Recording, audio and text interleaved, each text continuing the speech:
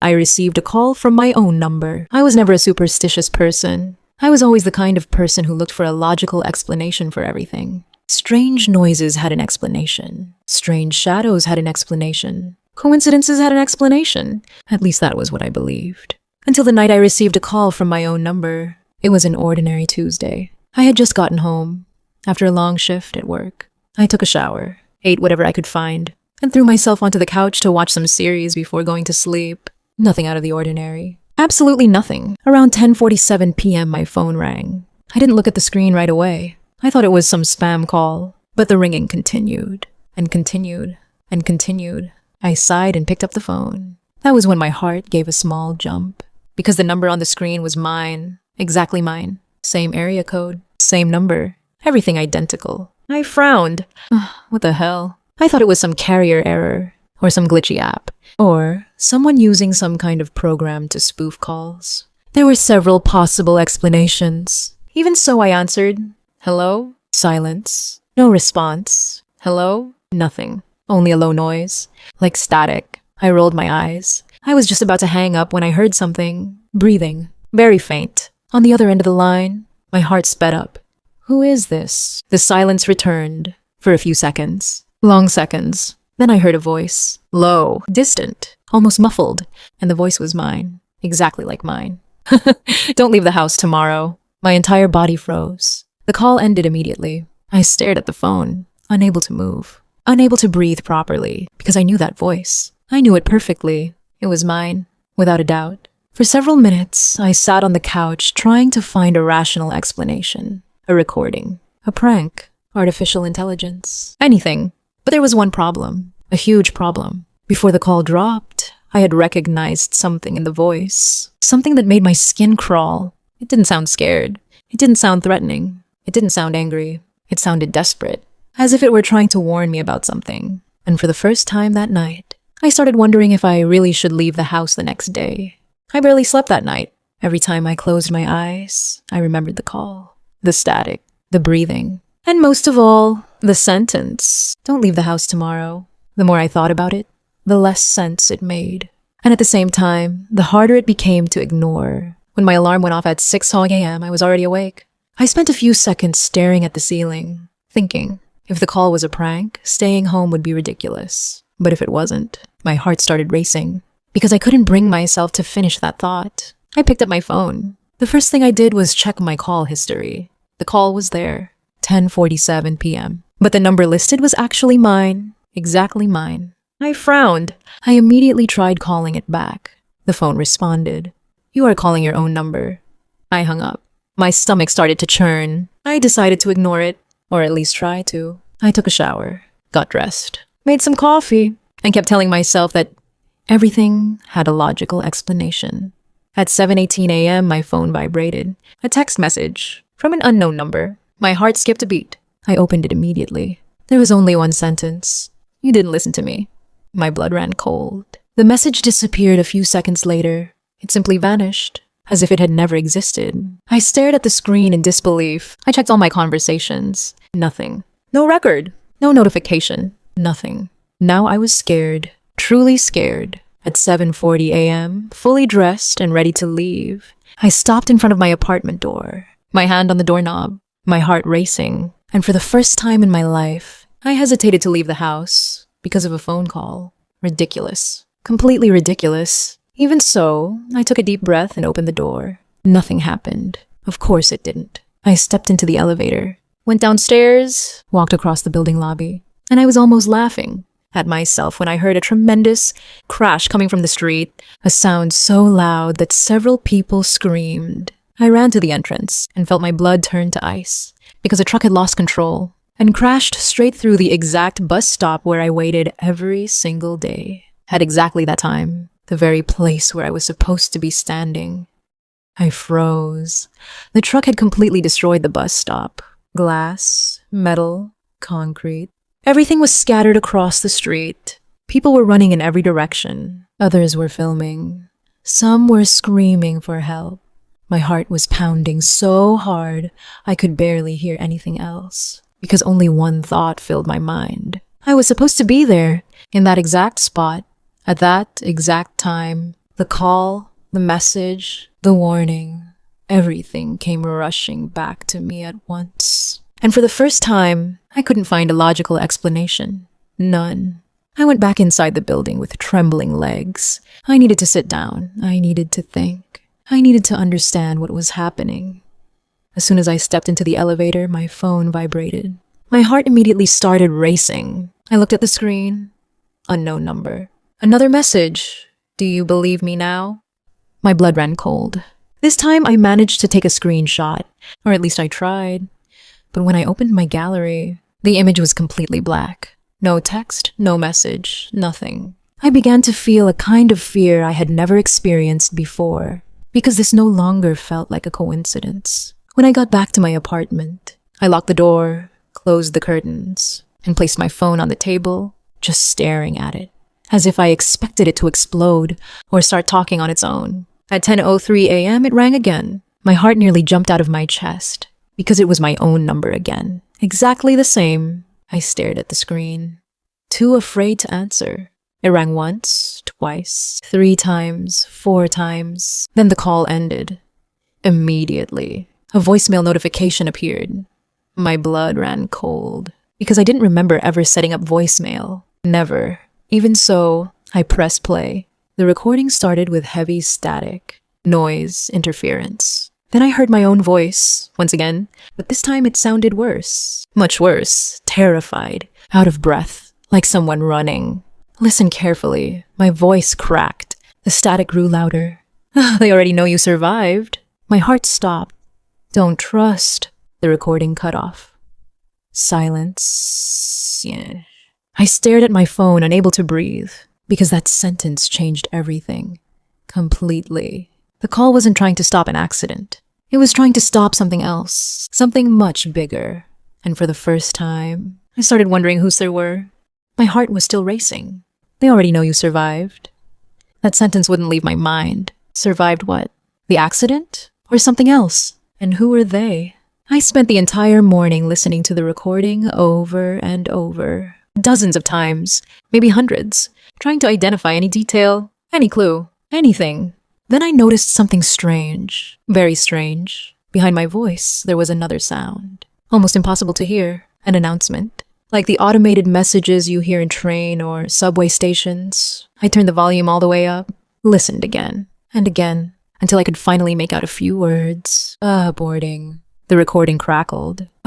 Platform. More static. My heart started racing. It sounded like a train station, or a subway station, but I had no idea which one. At 1:17 p.m., my phone rang again. I nearly dropped it. My own number. Again. This time I answered immediately. Who are you? The breathing on the other end was heavy, labored, as if the person was running. You don't have much time. It was my voice, exactly like mine. But now it sounded even more desperate. Why, what's happening? Silence. Static. Listen to me. My heart pounded. Go to the storage room at Central Station. I frowned. What? Why, that's where you'll find the first answer. The call crackled. The voice grew distant. And please, the sentence cut out. Don't let them find the phone. My blood ran cold. What phone? But the call had already ended. I stood in the middle of my living room, trying to make sense of it, without success. Storage room at Central Station. Phone. First answer. None of it made any sense. But one thing was certain. Up until then, every piece of information had turned out to be true. The call had predicted the accident. The message had appeared before the accident. And the recording seemed to know things I didn't. Maybe I was making a mistake. Maybe I was losing my mind. But for the first time, I decided to follow the instructions. 2 hours later, I was walking into Central Station, with no idea that I was about to find something that would make the whole situation far more terrifying. The Central Station was crowded, people rushing, announcements echoing through the loudspeakers, trains arriving and departing non-stop. It was the last place I expected to find answers, and maybe that was exactly why it had been chosen. I kept the hood of my jacket up, not because I was hiding, but because after the last 24 hours, I no longer knew who I should be afraid of. The storage room was located in an old section of the station, far from the main platforms, behind a metal door marked Restricted Access. My heart started racing, because the door was slightly open, as if someone had been there only moments before. I slowly pushed it open. The inside was dark. It smelled like dust, old paper, rust. Is anyone here? No answer. I turned on my phone's flashlight and started looking around. Boxes, old equipment, abandoned parts. Nothing seemed important. Nothing looked like an answer. Then I saw it. A black backpack, hidden behind a stack of boxes. My heart skipped a beat, because it looked like it had been left there on purpose, as if someone expected me to find it. I walked over, my hands trembling. I unzipped it. Inside were only 3 things: a portable charger, a key, and a phone. My blood ran cold, because the phone was identical to mine. Same brand, same model, same case. Everything exactly the same. I turned on the screen and almost dropped it, because the wallpaper was a photo of me. A photo I had never taken. In the picture, I looked thinner, with a beard, and a small scar above my eyebrow. A scar I didn't have. My heart started pounding, because the photo looked like it showed a future version of me. Then I heard footsteps, outside the storage room. Slow, heavy, getting closer to the door. My blood froze, because at that exact moment, the unfamiliar phone vibrated. A new message appeared on the screen, sent only a few seconds earlier, and the sender was me. With trembling hands, I opened the message, and a chill ran through my entire body, because it said, "Run. They're already here." My heart started racing. I looked at the door. The footsteps kept getting closer. Slow, steady, unhurried, as if whoever was coming already knew exactly where I was. The phone vibrated again. Another message. "Don't look at them." My blood ran cold. "What does that mean?" I whispered. But of course, no one answered. The footsteps stopped just outside the storage room. Silence. Complete. Suffocating. Then I heard the doorknob move. Slowly, as if someone were testing whether the door was locked. My heart felt like it was about to explode. Without thinking, I grabbed the backpack, the phone, the key, everything, and searched for another way out. That was when I found a small door at the back, almost hidden behind old shelves. I never would have noticed it if I hadn't been desperate. I ran, turned the doorknob. It opened. The exact moment I stepped through the doorway, I heard the main storage room door open. My blood froze, because someone had come in. I didn't look back, not even for a second. I ran down the narrow hallway behind the storage room, down a flight of stairs, around corners, trying to get as far away as possible. The phone vibrated again, another message. "Good." I frowned. "Still running." Another message appeared immediately. "You're finally doing what I did." My heart started racing. I stopped in an empty hallway, out of breath, and replied for the first time, "Who are you?" For a few seconds, nothing happened. Then the reply came, and my entire world seemed to stop. "I'm you." I stood frozen, staring at the screen, unable to breathe. Another message appeared. 11 months from now." My blood ran cold. Before I could reply, a third message appeared. "And if you want to stay alive." The screen flickered. "Stop trusting your memory." I stared at the last message. "Stop trusting your memory." My heart started racing, because that sentence was even more terrifying than all the others. More terrifying than the call, more terrifying than the accident, even more terrifying than the idea of talking to myself. What did it mean to stop trusting my memory? Was I forgetting something? Or remembering something incorrectly? The phone vibrated again. I almost dropped it. Another message. "What was the first thing you did when you woke up this morning?" I frowned. What kind of question was that? I replied immediately. I checked my call history. The response came in less than a second. "No." My blood ran cold. Try to remember again. I stood still, trying to reconstruct that morning. The alarm, the ceiling, the bathroom, my phone. But then something felt strange. Very strange, because I couldn't remember turning off the alarm. My heart started racing. Everyone forgets little details. That was normal, right? Then another message appeared. "Now think about the night of the call." I swallowed hard, trying to remember. I got home from work, took a shower, had dinner, sat down on the couch, received the call, or at least that's what I thought. The problem was that when I tried to remember the time between dinner and the call, there was a gap. My heart pounded, a complete gap, like a piece of my memory had been erased. That was when the phone I had found in the storage room started ringing. Not mine. The other one. The number on the screen made me freeze, because it was my number. Again, my hands were trembling as I answered. Silence. Static. Breathing. Then I heard my own voice. Older. More exhausted. More desperate. "You finally figured it out." My heart started racing. "Figured out what?" The answer came immediately. "That you didn't receive the first call on Tuesday." The blood drained from my face. What? You received the first call almost a month ago. The whole world seemed to tilt.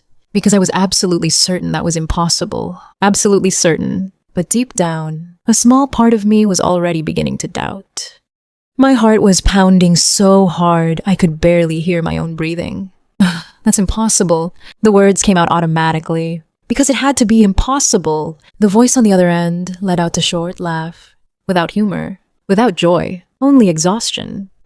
That's exactly what I said. My blood ran cold. Because the way he said it, it sounded like we'd already had this conversation before. I would remember. The answer came immediately. No. His voice grew more serious. You wouldn't. Silence filled the call. Then I heard something strange. Very strange. Several voices in the background. Mixed together. Distorted. Like people talking all at once. Where are you? I asked.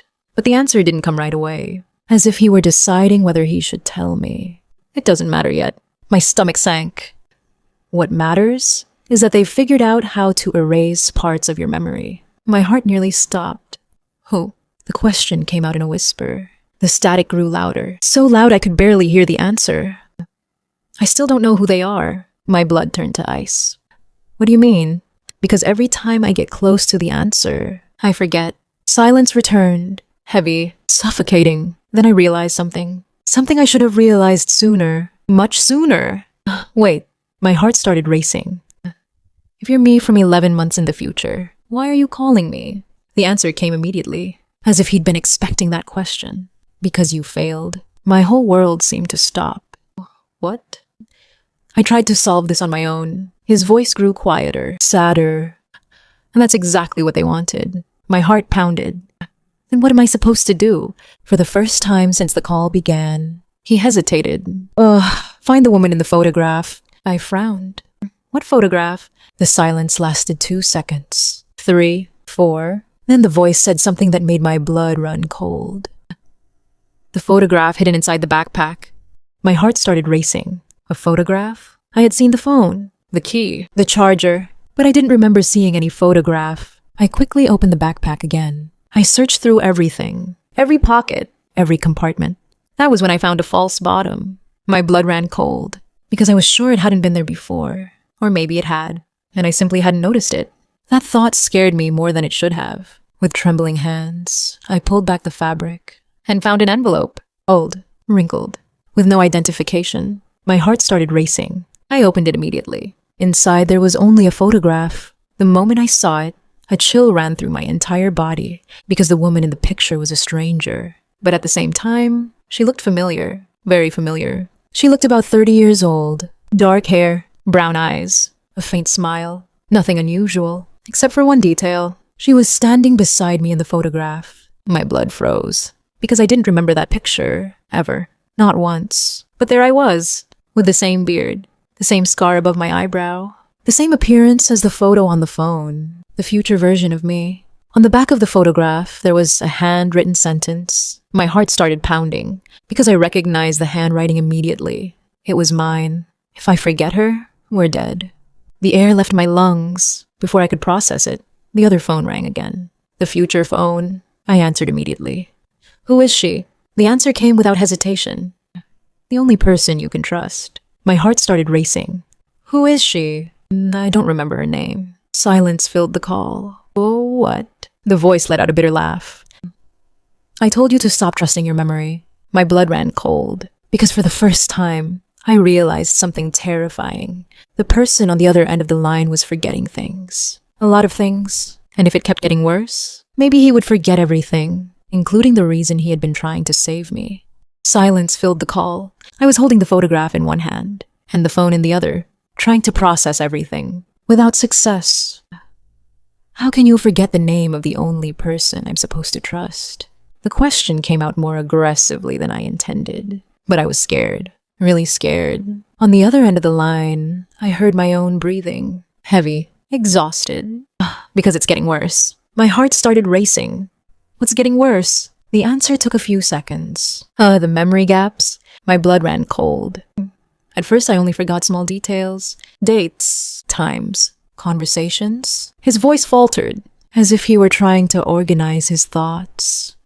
Then I started forgetting places, faces, names. My stomach sank because it sounded like a disease or something even worse. And now? I asked. Silence returned, long, heavy. Now I wake up some days without remembering why I'm running. My heart nearly stopped. That sentence echoed inside my head because the fear in his voice was real, completely real. That was when I noticed something in the photograph, a detail I hadn't seen before. In the background of the picture, there was a sign, small, partially hidden. I held the photo closer to the light. My heart started racing because I could make out part of the text. Orion Institute. I frowned. I'd never heard that name before. What is the Orion Institute? I asked. The line went silent. For several seconds. I don't remember. My blood ran cold. You took the photograph there. Fine. You wrote the warning. Fine. Then how can you not remember? The answer came in a whisper. Because that's exactly where it all started. My heart started racing. Before I could ask anything else, I heard a noise on the other end of the call. A door slamming. Footsteps. Several footsteps. My future self fell completely silent. And what's happening? No answer. Then I heard a sentence, very distant, spoken by someone else. An unfamiliar voice. We found the signal. My blood turned to ice. The breathing on the other end became rapid. They found me? The words came out in a desperate whisper, and the call ended. I stared at my phone, unable to move, unable to breathe properly. The call had ended, but the echo of those words was still ringing inside my head. They found me. My heart started racing, because for the first time, I wasn't worried about myself. I was worried about him, about me, or whatever that future version of me really was. The phone vibrated. I almost dropped it. A new message. Leave the station now. My blood ran cold. Another message appeared immediately. They can track the device. I looked at both phones. Mine. And the future one. My heart started pounding, because I had no idea which one was being tracked. Maybe both. I wasn't about to find out. I stuffed everything back into the backpack and left the storage room. The station looked normal. People walking. Announcements over the loudspeakers. Employees doing their jobs. But now, I couldn't look at anyone without feeling suspicious. Because for the first time, I truly believed someone was looking for me. As I walked toward the exit, my phone rang. Not the other one. Mine. Unknown number. I answered. Hello? Silence. Then a woman spoke. Finally, my heart started racing, because I had never heard that voice before. Who are you? The answer came immediately. The woman in the photograph. My blood ran cold. I stopped in the middle of the station, completely frozen. How did you get this number? The woman ignored the question. Listen carefully. Her voice sounded nervous, scared, like someone who was being watched. You found the photo? I did. Good, because that means he managed to reach you. My heart started racing. You know him? I do. Silence lingered for a few seconds.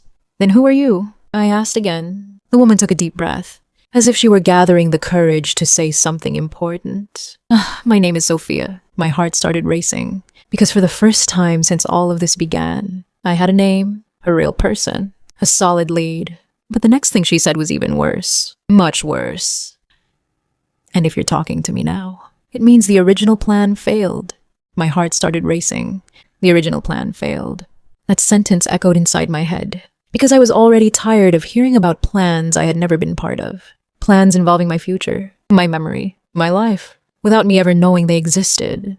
What plan? I asked. Sophia hesitated, as if she were deciding how much she could tell me.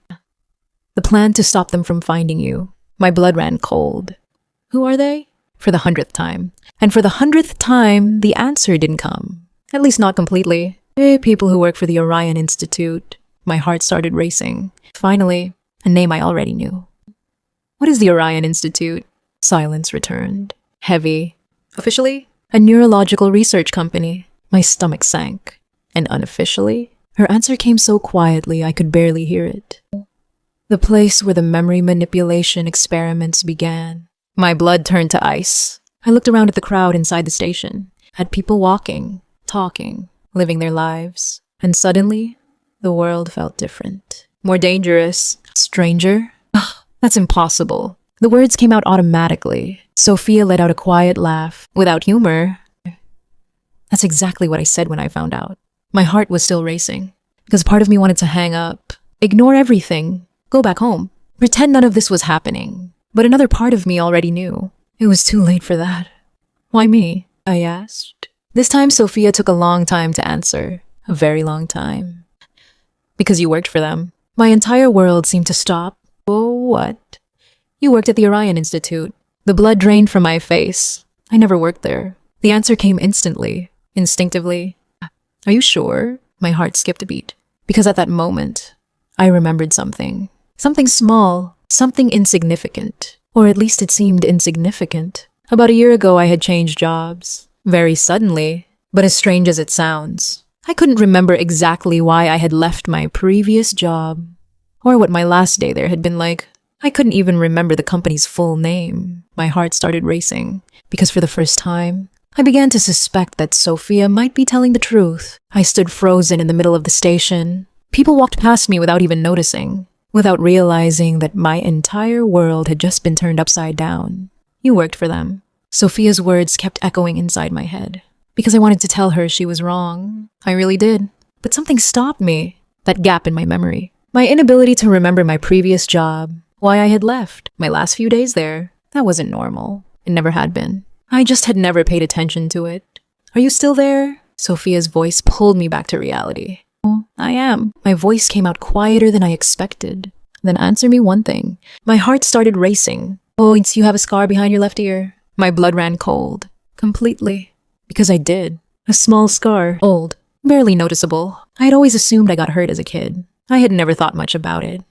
How do you know that? Silence lingered on the other end for a few seconds. Because all of us have one. My heart started pounding. All of who? The answer came immediately. The participants. My stomach sank. Participants. Not employees. Not researchers. Participants. Participants in what? Sophia took a deep breath, as if she were about to reveal something she could no longer keep hidden. Project Echo. My blood ran cold. Before I could ask another question, the future phone vibrated inside the backpack. A message. I quickly pulled it out.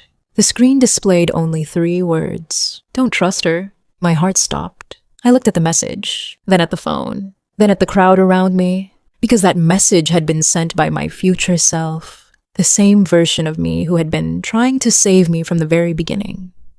What happened? Sophia asked. My heart was pounding so hard, it felt impossible to think. Because now I had 2 people telling me different stories. 2 people claiming they were trying to help me. 2 people connected to the same mystery. And one of them was lying. I stood frozen, the phone in one hand, the backpack in the other, and the message glowing on the screen. Don't trust her. My heart was pounding. Because up until that moment, I had assumed Sophia was an ally. The first real person. The first solid lead. But now, I wasn't sure of anything anymore. What happened? Sophia asked again. Her voice sounded worried. Sincere, but I was no longer sure I could trust my own judgment. Nothing. A lie. A terrible lie. But it was the only answer I could give. Silence lingered on the other end of the line, as if she already knew I was hiding something. Where are you? She asked. My blood ran cold. Why? Because we need to meet. My heart started racing. Because that was exactly the situation the message seemed to be warning me about. I looked at the future phone again, at the words on the screen. Don't trust her. Then another message appeared, instantly, as if someone were following the conversation. Ask her about the bridge. I frowned. The bridge? What bridge? Sophia. Her voice came back immediately. Yes. Why, what happened at the bridge? Silence. Complete. Absolute. My heart started racing, because that reaction was worse than any answer. 5 seconds. 10. 15. Then Sophia spoke, but her voice had changed. Completely. Who told you about that? My blood ran cold. You answer first. Another silence. When she finally spoke again, she sounded terrified. Genuinely terrified. Because that's where everything went wrong. My heart started racing. What happened? Her breathing became heavy, uneven. That's where you died. The whole world seemed to stop. The station disappeared. The sounds disappeared. Everything disappeared. What? The word came out in a whisper. You died that night. My blood turned to ice. Then how am I here? Sophia took a few seconds, as if she were choosing her words carefully. Because it was after that night that they began the experiments. My heart started racing. Sophia. But before she could continue, the future phone vibrated once again, a new message appeared. And for the first time since this nightmare began, I was afraid to read it. Even so, I opened it, and a chill ran through my entire body. Because the message said, "She's telling the truth, and that's exactly why you need to run from her." My heart started racing. The message glowed on the screen. "She's telling the truth, and that's exactly why you need to run from her." For the first time since all of this began, I didn't know who to believe. Sophia was telling the truth. My future self had confirmed it. But at the same time, he was telling me to run from her. None of it made any sense. None.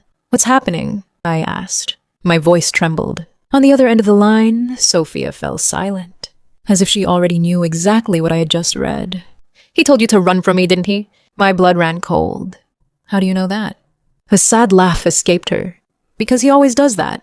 My heart started racing. "Who?" "You." Silence fell between us. "Your future self." My stomach sank. "Ugh, Sophia." She took a deep breath. And then she finally revealed the truth. "I don't work for the Orion Institute." "I know. I never worked there." "I know." Her voice faltered for a brief moment. "I was a patient." My blood turned to ice. A patient, not a researcher, not an employee. A patient. Just like you. My heart started racing. Project Echo wasn't created to study memory. She continued. It was created to copy consciousness. The whole world seemed to tilt. What? They discovered a way to record complete patterns of the human brain. Memories, thoughts, personality, everything. My breathing faltered. After the bridge, her voice grew quieter, sadder. "You died for a few minutes." My blood ran cold. And that's when they made the first complete copy. Silence filled the station. Because for the first time, I finally began to understand. The voice in the phone calls, the missing memories, the different versions of me. Maybe they weren't time travelers. Maybe they were copies. Copies trying to save one another. Just then, the future phone rang again. Not a message, a call. I answered immediately. On the other end, I heard my own voice. More exhausted than ever. Weaker. She's not lying. My heart started racing. Then why should I run from her? The answer came immediately, without hesitation, because in 20 minutes, his voice faltered. "They're going to find her." My blood ran cold, and when that happens, silence filled the call. Then I heard the final words, the words that changed everything. "You'll have to decide which one of us deserves to keep existing."